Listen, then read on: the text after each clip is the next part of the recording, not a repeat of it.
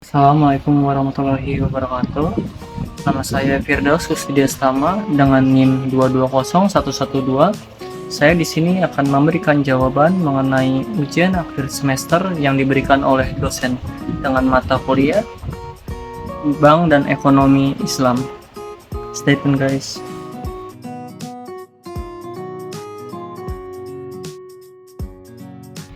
Menurut saya, bagi hasil itu merupakan solusi bagi seseorang untuk berkeinginan menjalankan ekonomi syariah.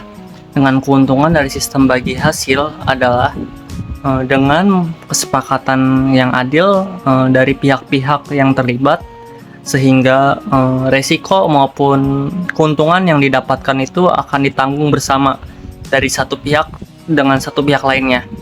Jadi skemanya itu bagi hasil pada suatu proyek atau usaha itu dibilang cukup beragam, tergantung segmen usaha yang akan dijalankan.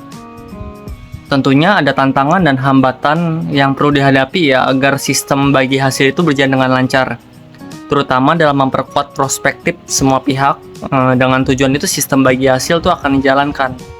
Solusinya menurut saya itu pihak terkait, terutama yang menjalankan ekonomi syariah, pemerintah bersosialisasi gitu, branding mengenai ekonomi syariah, karena Indonesia itu kan potensial ya dan sangat besar karena salah satu jumlah penduduk dengan umat Islam terbesar di dunia. Maka potensi itu dapat diambil dengan memperkuat sektor ekonomi syariah. Itu menurut jawaban dari saya. Menurut saya, investasi itu proses mengalokasikan sejumlah dana seperti uang, waktu, usaha ke dalam suatu aset atau proyek untuk mendapatkan keuntungan. Dan menurut saya investasi yang paling aman untuk ekonomi syariah itu yaitu emas dan perak, karena itu berharga ya dan diakui oleh global dan dijadikan sebagai patokan terhadap inflasi dan ketidakstabilan ekonomi. Menurut saya, perbedaan yang sangat mencolok antara akad syariah dan akad nasional yaitu sesuai dengan hukum Islam. Kalau sesuai dengan hukum Islam itu akan syariat Islam, sedangkan menurut kitab atau undang-undang hukum perdata itu kan sesuai dengan pasal 1320 KUHP Perdata.